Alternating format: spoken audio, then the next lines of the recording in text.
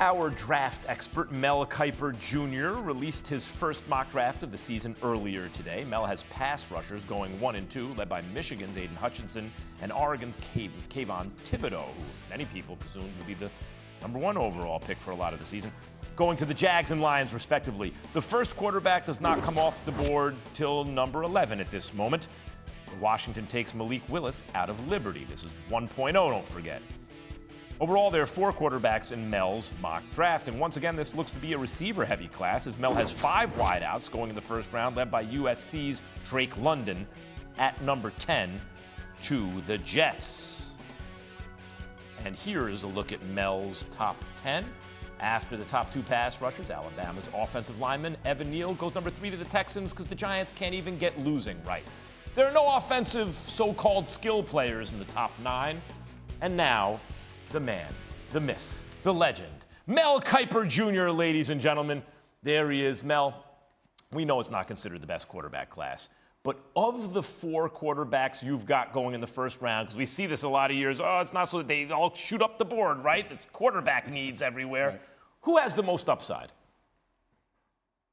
I would go with Malik Willis from Liberty. Now, Kenny Pickett from Pitt is my highest-rated quarterback, but in terms of upside, it would be Malik Willis with the talent he has and a strong, powerful frame. You think about the speed, the mobility, the athleticism. It's a kid that ran for a ton of yards last year and this year. Now, he struggled throwing the ball. He got off to a great start. I think he was throwing interceptions late in the year, really from midseason on through the end of the regular season, but decision-making, accuracy, overall was pretty good. This year, he tried to just make something out of nothing too many times, but Malik Willis on upside. That's why I think ultimately, Max, he could be the first quarterback taken. I have him right now at 11 to Washington.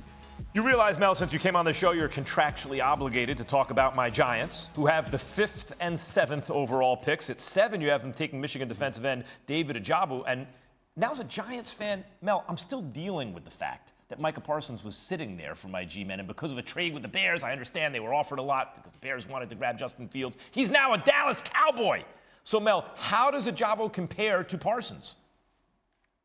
Well, keep in mind, Micah Parsons wasn't a sack artist at Penn State. You know, he had 109 tackles, and he opted out last year with COVID, but situation. But I think when you look at the overall performance of Parsons and the athleticism and the freakish talent, but he wasn't like the sack guy. Ojabo had 11 sacks this year. He had 5 forced fumbles. This was his only year of production, and it was more than what Parsons had his whole career at Penn State. But in terms of Ojabo, he always played football since his junior year in high school, so limited football background. Hadn't done anything in Michigan until this year, so he's kind of a one-year wonder, but the talent is undeniable, Max, and he is certainly, opposite Ojulari, could be something for the Giants to really build on in terms of the defensive side of the ball and their ability to get after the quarterback.